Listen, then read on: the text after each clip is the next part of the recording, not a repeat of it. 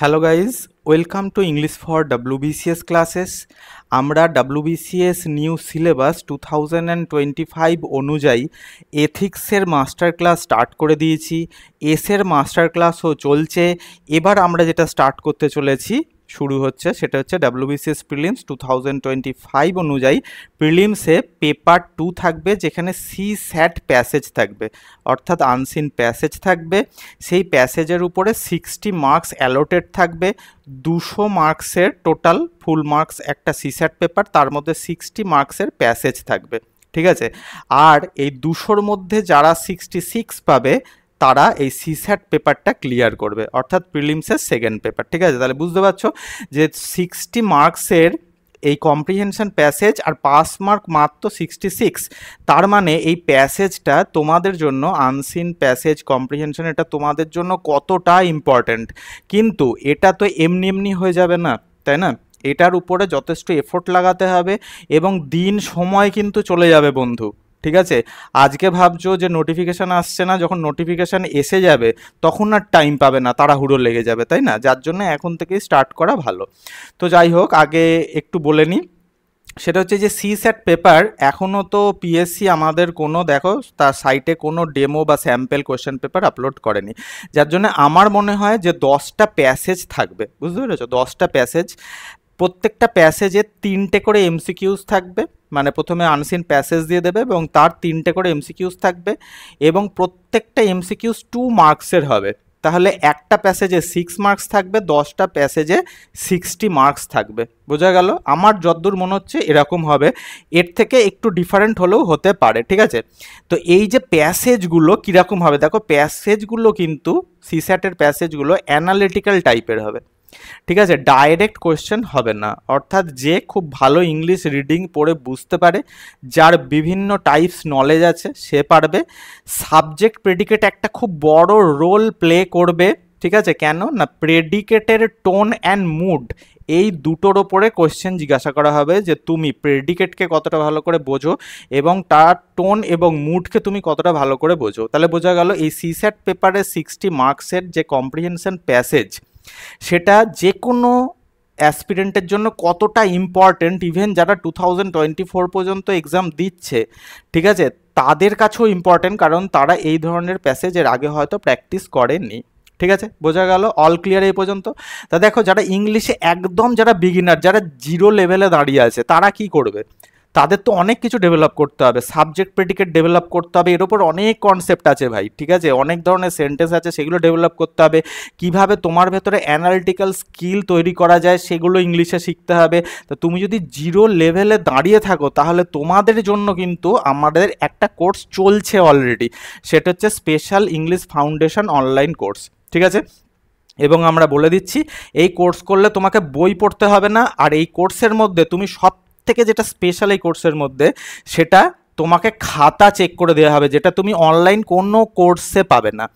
Daily যে class থাকবে, অর্থাৎ সপ্তাহে যে ক্লাস তোমাদের আপলোড করা হবে, তার সঙ্গে একটা হোমওয়ার্ক দেওয়া হবে, যে হোমওয়ার্কটা তুমি বাড়িতে সলভ করবে এবং ওখানেই অপশান থাকবে, তার ছবি ক্লিক করে আপলোড করে দেবে, আমরা তোমার খাতা চেক করে দেবো। কোনো অনলাইন কোর্সে এই ফেসিলিটি দেওয়া হয় না, যেটা এই কোর্সে দেওয়া হয়। এখানে ফুল সিলেবাস কভার হবে জিরো লেভেল থেকে। বোঝা গেল? ডিটেলসে জানতে দেখো স্ক্রিনের ওপরে তুমি হোয়াটসঅ্যাপ নাম্বার দেখতে পাচ্ছ, সেখানে তুমি ইউ ক্যান কন্ট্যাক্ট মি, ওকে। তো চলো স্টার্ট করি। আজকে আমাদের কম্প্রিহেনশন, ঠিক আছে, কম্প্রিহেনশন রিডিং। তো আগের আমি একটা কম্প্রিহেনশন তোমার সামনে আসবে, তারপর নিচে তোমার কোশ্চেন দেওয়া থাকবে। তা কম্প্রিহেনশনটা পাওয়ার সাথে সাথে তোমাকে একবার পড়তে হবে, প্লেন পড়তে হবে। চলো পড়ি। Despite the technological leaps of the 21st century, the modern individual often finds themselves trapped in a paradox. Equipped with tools that promise freedom but experiencing a growing sense of confinement, the smartphone, for instance, connects us globally yet distracts us locally. While automation has reduced physical labor, it has introduced a new kind of fatigue, mental unrelenting and hard to define. Perhaps in the race to make life easier, we have simply redefined what it means to live. বোঝা গেল?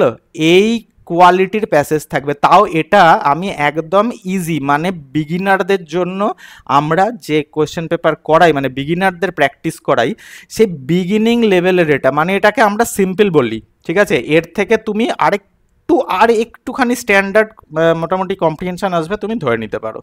তো সবার প্রথমে এই যে complete কম্প্রিহেনশনটা তুমি পড়ার পর তোমাকে এর মধ্যে থেকে কি করতে হবে, ভালো করে বুঝতে হবে যে অ্যাকচুয়ালি এই প্যাসেজ বা কম্প্রিহেনশনটার যেগুলো টোন কি, যে সেন্টেন্সগুলো আছে তার টোন বা মুডটা কি, ঠিক আছে, এইটা সবার প্রথমে অ্যানালাইজ করতে হবে।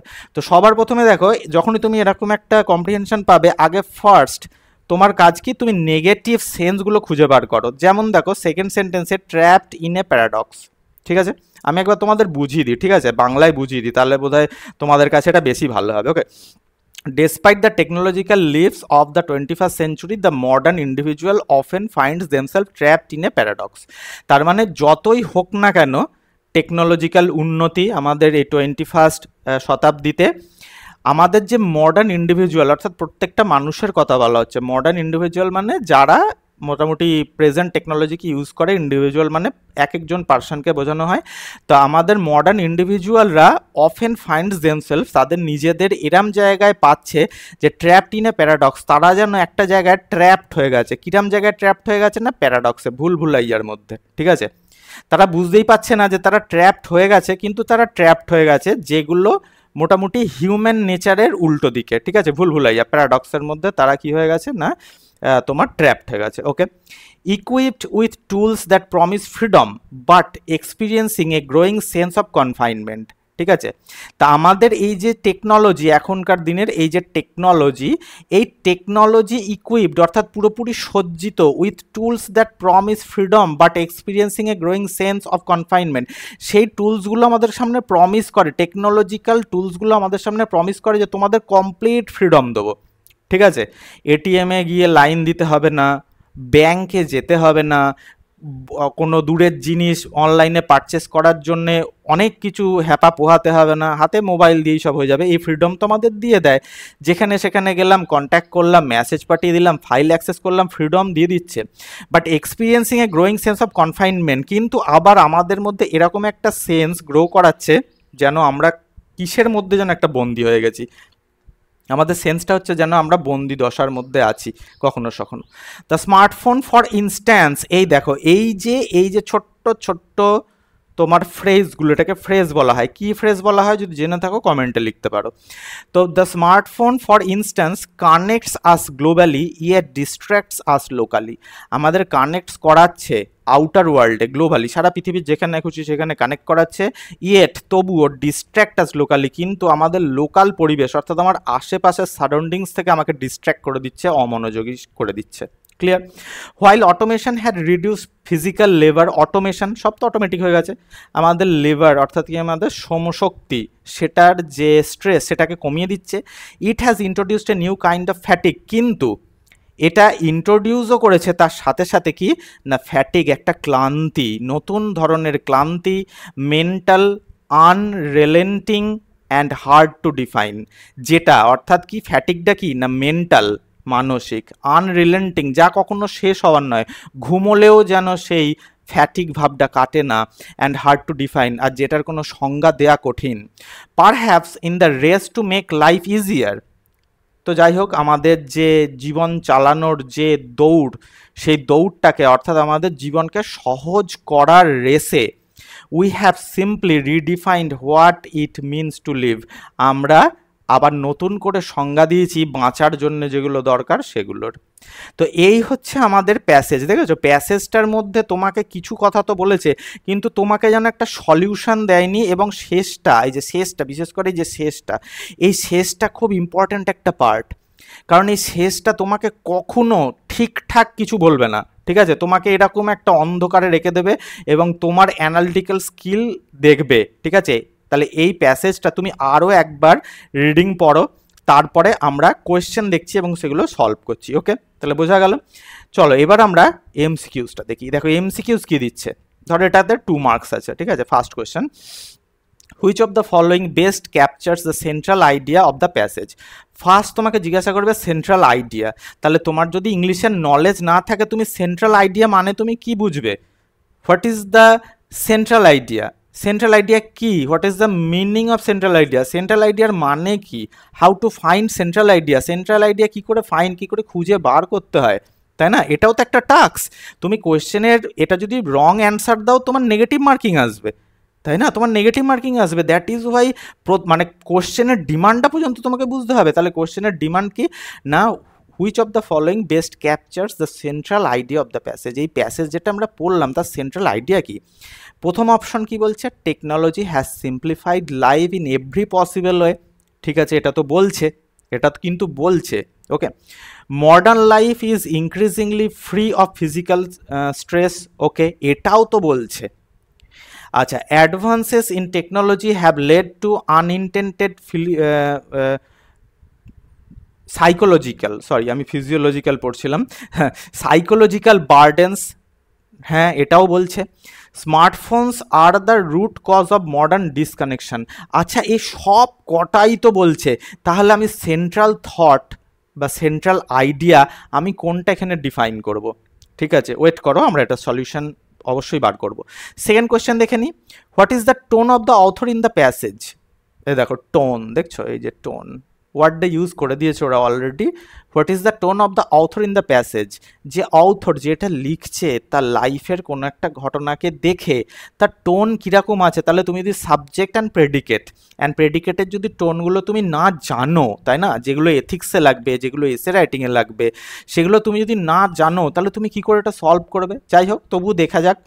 অপশন দিচ্ছে অপটিমিস্টিক অর্থাৎ আশাবাদী, অপশন দিচ্ছে analytical with a hint of concern অর্থাৎ যে অনেক বিশ্লেষণ করেছে এবং কিছু দুশ্চিন্তা সে প্রকাশ করছে, সার্কাস্টিক অ্যান্ড ডিসমিসিভ যেটা সত্যিকারের সার্কাস্টিক অর্থাৎ কি বিদ্রুপ করার মতো, এবং ডিসমিসিভ যেটা আমাদের সঙ্গে চলে না, নর্থি। ঠিক আছে, আর ডিতে বলছে নিউট্রাল অ্যান্ড অবজেক্টিভ, যেটা আমি এখনও নিউট্রাল আছি। ঠিক আছে, এবং অবজেক্টিভ মানে হচ্ছে আমার একটা অবজেক্ট আছে, আমার একটা উদ্দেশ্য আছে যে হ্যাঁ কিছু একটা এটা নিয়ে করা যেতে পারে।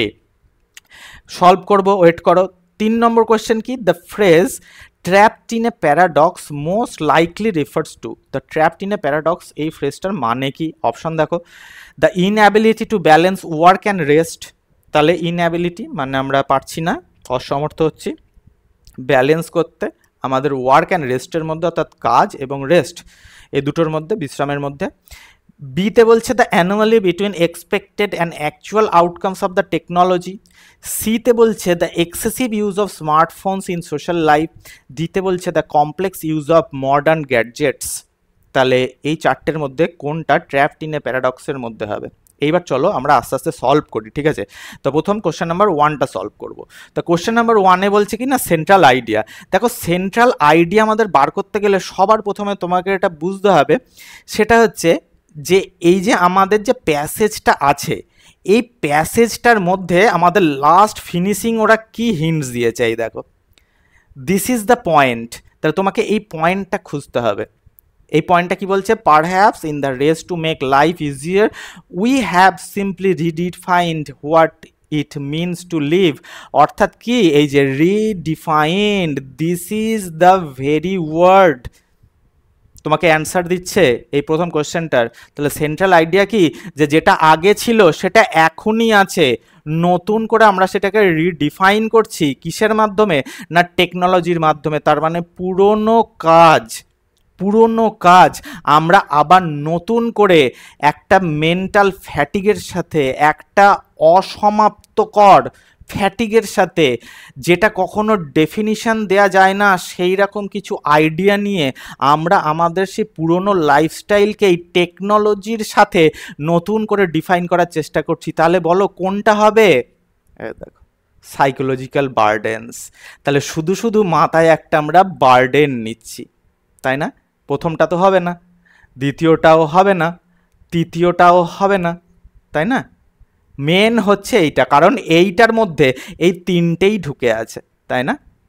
ক্লিয়ার হয়ে গেল?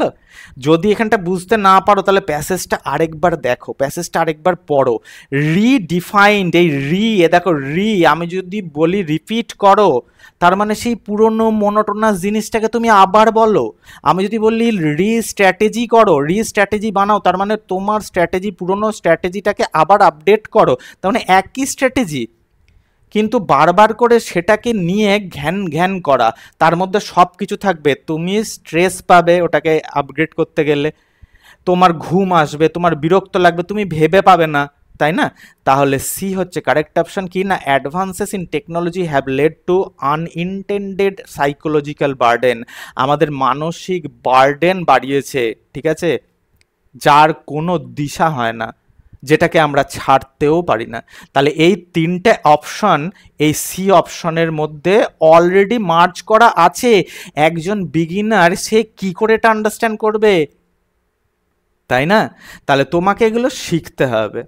প্রথম থিওরি দিয়ে শিখতে হবে, ছোট ছোট গ্রামার শিখতে হবে, তার উপর প্র্যাকটিস করতে হবে বেসিক, ইন্টারমিডিয়েট এবং অ্যাডভান্স লেভেলে, যেটা আমাদের ফাউন্ডেশন কোর্সে আছে।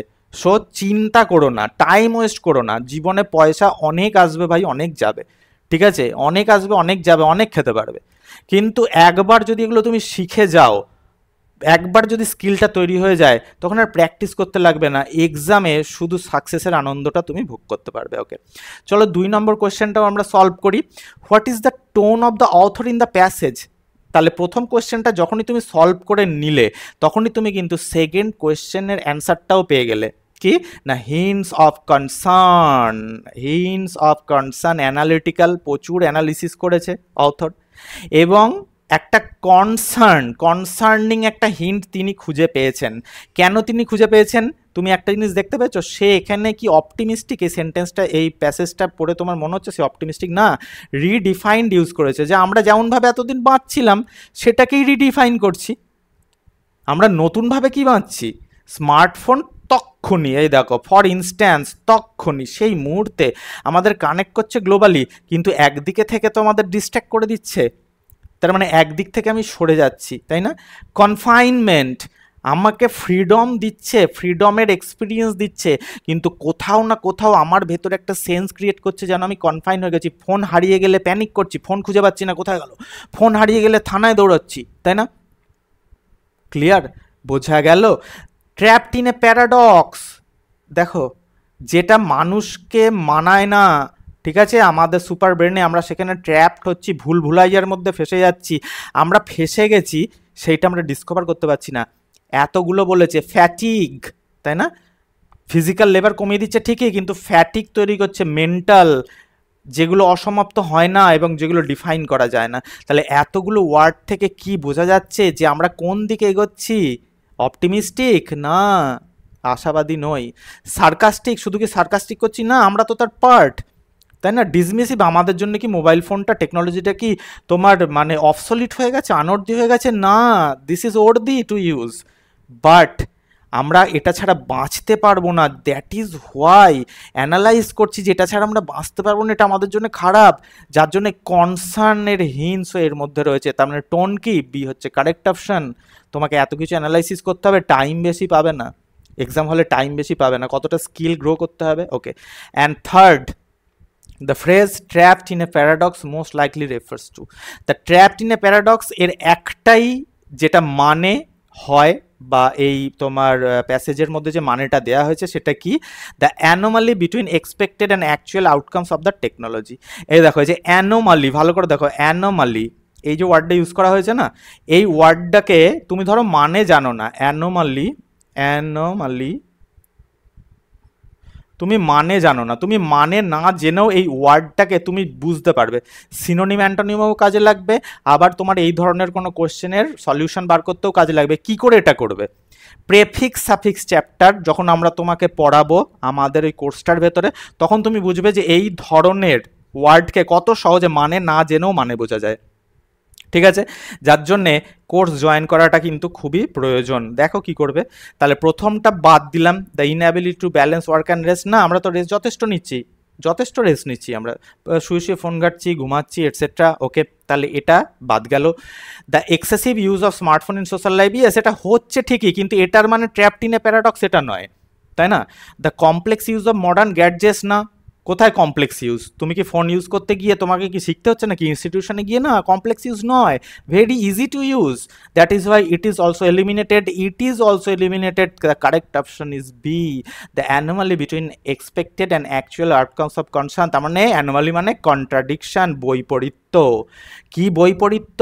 না আমাদের এক্সপেকটেশন যেটা ছিল আর তার সঙ্গে যেটা অ্যাকচুয়ালি আউটকামস হচ্ছে টেকনোলজির, তার মধ্যে যে বৈপরীত্য। আমরা ভেবেছিলাম আমাদের লাইফ ইজিয়ার হয়ে গেল, ও কোনো চিন্তা নেই, কিন্তু না, এনি হাউ আমাদের অ্যাকচুয়াল আউটকামের মধ্যে হতাশাই লুকিয়ে আছে, ফ্যাটিক লুকিয়ে আছে, কনফাইনমেন্ট লুকিয়ে আছে।